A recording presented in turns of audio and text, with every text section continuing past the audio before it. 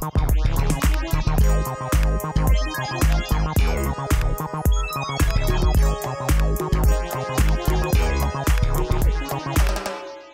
et géopolitique, c'est dans Hors Normes. Ça fait longtemps que je voulais aborder ce qu'on pourrait appeler le complexe techno-industriel, après celui du spatial, du nucléaire. Et c'est avec toi, Pierre Aski. Bienvenue, Pierre. Bonjour, Marion. C'est un plaisir de t'avoir sur ce plateau. Merci pour ta contribution. On va décrypter avec toi chaque semaine, pour vous, les innovations de rupture, ce qu'on appelle les technologies, mais dans les coulisses de ce que tu connais parfaitement bien, puisque tu es chroniqueur géopolitique tous les matins dans le 7-9 de France Inter, également président de Reporters sans frontières aussi. La géopolitique et les technologies, c'est ces deux mondes qui aujourd'hui sont complètement liés en fait dans leurs enjeux. Oui, on les analysait autrefois séparément, c'était des rails séparés, et aujourd'hui on se rend compte, alors ça a été perçu de manière spectaculaire avec la stratégie de Trump contre la Chine, où là clairement il a mis la technologie au cœur d'une confrontation géopolitique. Donc là on a bien vu que les deux secteurs étaient liés, comme pouvaient être liés autrefois, au XXe siècle, le pétrole et la géopolitique. Oui. Aujourd'hui, c'est la tech. C'est la tech, c'est les GAFA, c'est les BATX, c'est aussi la 5G. Ça fait quelques mois qu'on discute, toi et moi, de la 5G, de tous ces moments Spoutnik, comme tu les appelles. C'est quoi les moments Spoutnik? Le moment Spoutnik, c'est lequel? Le moment Spoutnik, c'est le moment qui révèle qu'un pays a pris un ascendant sur les autres dans une technologie. Et en fait, c'est une référence au lancement du premier Spoutnik en 1956 par l'Union soviétique. Et les Américains ont été sidérés parce qu'ils ne savaient pas que les soviétiques, alors les systèmes d'espionnage, tout ça était peut-être moins perfectionné, j'imagine, mais en tout cas, ils ne savaient pas que les soviétiques avaient ce coup d'avance sur le spatial. Et la réponse des Américains a été de créer deux agences fédérales. La première, c'est la NASA, que tout le monde connaît, celle qui a ensuite envoyé Apollo sur la Lune, Absolument. Etc. Et l'autre, qui est beaucoup moins connue, mais qui a un rôle absolument capital, c'est la DARPA. Et la DARPA est une agence américaine qui a un budget de milliards de dollars et dont le seul boulot, c'est de garder un coup d'avance dans les technologies de rupture, donc les technologies de demain, pour les États-Unis. Et de ne pas être pris au dépourvu de la même manière que les Américains des années 50 l'avaient été avec les Soviétiques. Et aujourd'hui, c'est évidemment vers la Chine qu'on attend cette compétition et donc cette possible avancée chinoise. Et la 5G, ça a été identifié par les Chinois depuis longtemps. Oui. Tu as passé, on le rappelle, 6 ans en Chine. Hein. Tu as été correspondant là-bas. J'étais correspondant de Libération au début des années 2000. Et justement, c'est une époque particulièrement intéressante parce que le décollage économique de la Chine a commencé à la fin des années 90, mais en 2001, la Chine entre dans l'OMC, donc l'Organisation mondiale du commerce. Et à ce moment-là, c'est le coup d'accélérateur parce que les échanges se multiplient et la Chine devient ce qu'on a appelé à l'époque l'usine du monde. C'est-à-dire tout le monde délocalisé faisait produire en Chine. Ces antibiotiques, par exemple. À bas coût, etc., avec les effets pervers que l'on découvre aujourd'hui. Mais ça a donné un coup de booster à l'économie chinoise incroyable.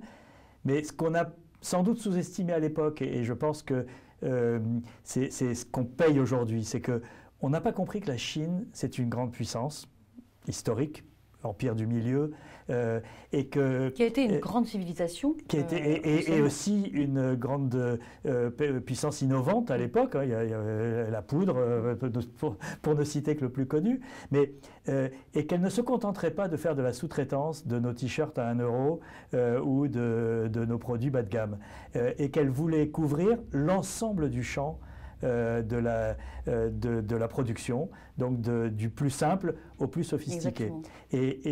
Et moi, il se trouve que sur la téléphonie, j'ai quelque chose qui me marque depuis cette époque. Au début des années 2000, on a changé de génération. Là, on est à la 5G. À l'époque, c'était la 3G qui rentrait en force. Et il faut savoir qu'avant la 3G, il y avait 2 standards dans le monde qui n'étaient pas compatibles, qui étaient le standard européen qu'on appelait GSM. À l'époque, d'ailleurs, sur les cartes de visite, les gens marquaient le numéro de GSM. C'est ce qu'on se disait, donne-moi ton GSM, maintenant on dit le 06. Et l'autre, c'est le standard américain, le CDMA. Et les Chinois étaient des utilisateurs. Il y avait 3 opérateurs chinois à l'époque, 2 en GSM, 1 en CDMA. Et lorsque la 3G est arrivée, à la surprise générale, les Chinois ont ajouté une norme chinoise, qui était un dérivé du CDMA. Et moi, je ne comprenais pas pourquoi, parce que ce n'est pas logique quand on a... ça complique l'interopérabilité, etc. Et en plus, ce n'était pas exporté, donc c'était compliqué la donne sur place. Donc j'étais allé voir le représentant de France Télécom, l'ancêtre d'Orange, à Pékin, et je lui avais demandé, mais explique-moi pourquoi ils font ça. Ça à mes yeux, de néophyte, c'est du gâchis. Ils auraient dû choisir soit l'un, soit l'autre. Voilà, et il m'a expliqué, il m'a dit non, tu te trompes, ils mettent un petit doigt de pied dans la porte. À la génération suivante, ils seront autour de la table, et à la suivante, c'est eux qui définiront les normes. C'était il y a 15 ans, 17 ans. Et c'est exactement ce qui s'est passé. C'est-à-dire qu'à la 3G, ils avaient un petit doigt dans la porte. À la 4G, ils étaient plus ou moins à égalité avec les autres opérateurs constructeurs. Et à la 5G, ils ont un coup d'avance. Alors, un coup d'avance, ça ne veut pas dire qu'on domine complètement. On n'est pas dans l'analogie du Spoutnik, ne marche pas, parce que ce n'est pas eux qui ont inventé le truc, ce n'est pas eux qui ont bouleversé la norme, mais ils ont... grâce à un immense marché intérieur, parce que c'est ça la force de la Chine. C'est 1,4 milliard de personnes. Et donc, toutes les entreprises chinoises, avant de penser à l'exportation, elles ont un immense marché intérieur sur lequel elles peuvent exercer un quasi-monopole, ou en tout cas une domination tellement forte qu'elles amortissent leurs découvertes et leurs innovations, elles rôdent de leurs innovations, et ensuite, elles peuvent partir. Et donc, il y a 2 opérateurs, 2 constructeurs de télécom chinois, qui sont Huawei, dont on entend souvent parler, et ZTE, qui est un peu moins connu. Les 2 sont d'ailleurs présents en France. Et Huawei est devenu le numéro 1 mondial de l'équipement télécom sur ces 20 ans, grâce à cette base intérieure, puis à une exportation d'abord dans les pays en développement, puis dans les pays développés. En 2005, j'étais allé voir le siège de Huawei à Shenzhen, dans le sud de la Chine, près de Hong Kong. Et un campus à l'américaine avec gigantesque. C'est colossal, avec des bâtiments faits par des architectes, des jardiniers qui taillent les rosiers. Enfin, c'était absolument magnifique, et c'est pas l'image qu'on avait de l'atelier chinois, de sous-traitants, etc. C'était une entreprise de taille mondiale. Et ce qui m'avait frappé, 2005, personne ne parlait de Huawei ici. C'est qu'il y avait énormément d'ingénieurs étrangers qui venaient se former sur leur matériel, etc., mais qui venaient de pays compliqués, le Pakistan, le Soudan, le Nigeria, etc., des pays où les Occidentaux n'allaient pas trop, et les Chinois étaient rentrés dans cette brèche et s'étaient fait la main à l'exportation. Et ensuite, ils ont développé le reste de l'Afrique, l'Amérique latine, etc., et ensuite ils sont venus au cœur de l'Europe et de l'Amérique. Et il faut bien dire que tout ça, c'était une vision. Et je pense que c'est ce qu'on ne saisit pas souvent avec la Chine. C'est que là, on a une sorte de stratégie industrielle et politique sur 20 ans. Qui fait, pardon de te couper, qui fait aussi un peu écho au plan 2049 qu'on détaillera dans d'autres chroniques avec toi, Pierre, qui est finalement ce dogme du développement économique, on va dire, mondial de la Chine par le président Xi Jinping. Oui, alors il y a 2 étapes. Et la première, en fait, c'est peut-être une erreur de communication qu'a fait le pouvoir chinois. Ils ont publié un plan qui s'appelle China 2025, donc 2025, et qui liste les technologies de pointe, technologies de rupture, on disait tout à l'heure, sur lesquelles la Chine veut être numéro 1. Dans laquelle il y avait la 5G, mais l'intelligence artificielle, la robotique, l'informatique quantique. Et voilà. Et ça a sonné l'alarme à Washington. Et je pense que c'était une erreur stratégique d'afficher peut-être avec arrogance l'ambition de devenir numéro 1, parce que c'était venir tirer les poils de l'ours américain sous la barbe du Il n'est pas question d'aller et à ce moment-là, il y a une mécanique qui s'est mise en route à Washington et qui s'est centralisée, qui s'est focalisée sur Huawei, Et donc on a une série d'événements qui sont devenus une véritable guerre technologique. Alors oui, c'est pour ça qu'on parle de géopolitique, parce qu'il y a eu des affaires très sérieuses sur cette conquête de la 5G, on va dire, cette domination de cette norme mobile qui évidemment est des enjeux de consommation énormes. C'est l'arrestation de la fille du fondateur de Huawei, qui s'appelle Meng Wanzhou, je ne parle pas chinois, oui, alors tu me corriges évidemment si je me trompe, à Vancouver au Canada il y a quelques années, qu'il est toujours d'ailleurs. Alors elle est toujours en résidence surveillée à Vancouver en attendant une demande d'extradition des États-Unis. Parce que, en fait, elle est la directrice financière de Huawei. C'est la DAF de Huawei. Donc, mais elle est aussi, et ça n'est pas indifférent dans le système chinois, elle est aussi la fille du fondateur.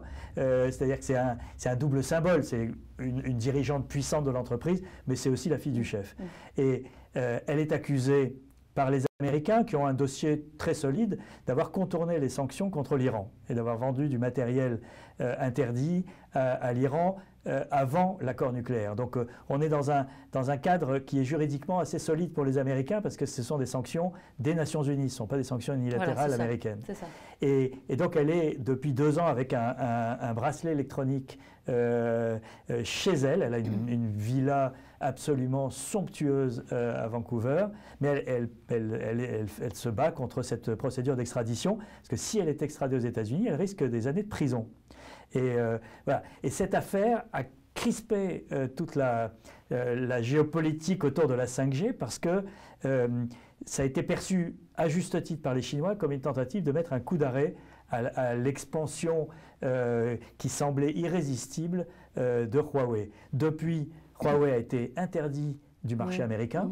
Quand même, pour une entreprise, c'est quelque chose d'assez colossal, que ce soit d'ailleurs pour l'équipement de la 5G que pour la vente de smartphones. Bien sûr. Parce que Huawei est le numéro 2 des smartphones donc, et de plein d'autres choses. Enfin, c'est un géant de la technologie. Il n'est plus autorisé aujourd'hui à commercialiser ses produits aux États-Unis. C'est un sale coup. Et les Américains ont fait pression et continuent, tant que Trump est là, à faire pression sur les alliés des États-Unis pour qu'ils fassent la même chose. Et donc le Royaume-Uni, et ça c'est très intéressant parce que le Royaume-Uni a quitté l'Europe en pensant devenir plus fort et être à cheval entre la Chine, les États-Unis, l'Europe, etc. Et tout d'un coup, il se retrouve plus fragile parce que tout seul. Et au début de l'année 2020, l'organisme de contrôle de supervision des télécoms britanniques donne un feu vert ou un feu orange-vert à Huawei pour répondre aux appels d'offres pour la 5G au Royaume-Uni. Et 3 mois plus tard, revirement total, Huawei est banni.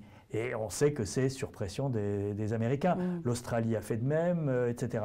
Et donc, et le reste de l'Europe est dans une position très ambiguë parce que les Français, les Allemands, etc., ne veulent pas avoir l'air de rentrer dans la guerre froide de Donald Trump, mais ont mis des obstacles sur la route de Huawei, lui interdisant de concourir pour le cœur des réseaux et fixant des conditions techniques et notamment de durée de vie du matériel, etc., qui excluent de fait en partie Huawei des réseaux européens. Donc on a cette bataille qui maintenant se déroule à l'échelle mondiale.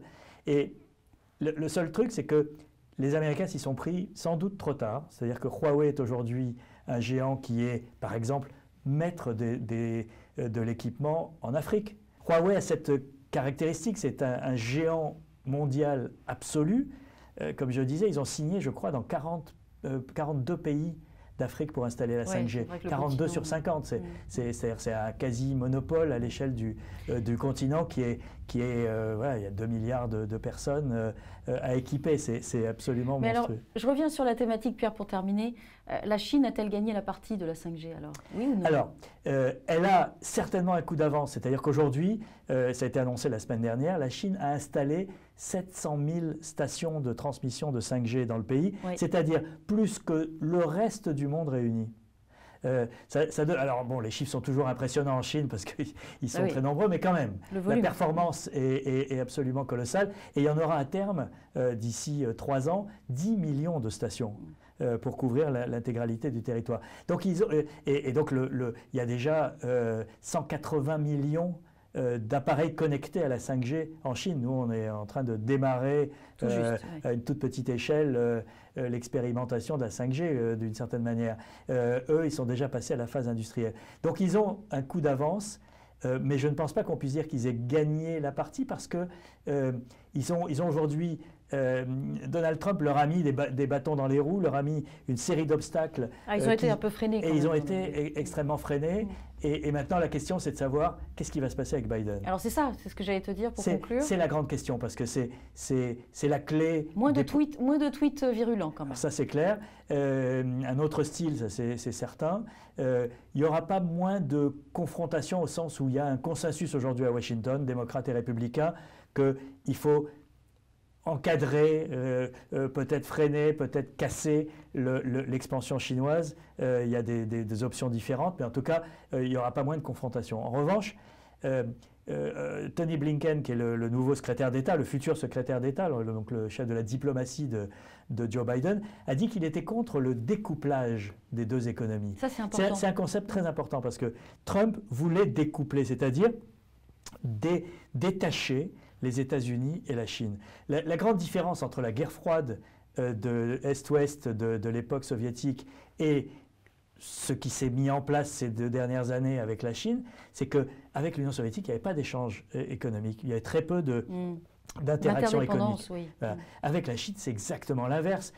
Vous enlevez la Chine aujourd'hui, Apple a des problèmes. Toute sa production est faite dans des usines géantes en Chine. Le marché chinois lui-même a un pouvoir d'achat considérable aujourd'hui. Avec cette échelle de consommateurs, c'est colossal. Donc, ce découplage n'était pas souhaité par une partie de l'économie américaine et Joe Biden, contrairement à Donald Trump, ne veut pas créer une guerre froide. En revanche, il veut contraindre la Chine à accepter des règles du jeu différentes et des règles du jeu nouvelles. Et pour ça, il va passer par l'Europe, par le Japon, par l'Australie. Il va falloir créer une sorte d'axe transatlantique.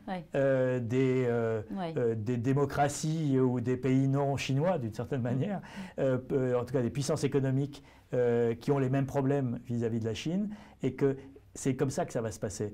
Et pour Huawei, ça veut dire quand même une période de quelques années dans laquelle ils vont devoir être dans un mode de survie, de croissance en survie, et non plus ce rouleau compresseur qui déferlait sur la planète comme ils pouvaient le penser il y a encore 2 ans. Et puis une diplomatie en coulisses, on l'imagine, on ne sait pas tout, mais qui va jouer aussi sa force de persuasion. Comme toujours, il y a du donnant-donnant, on lâche d'un côté, on reprend de l'autre, etc.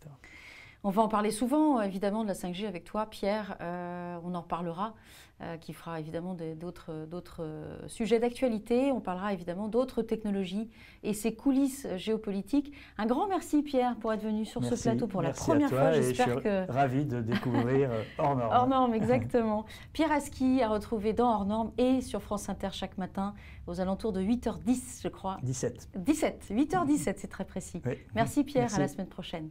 Merci.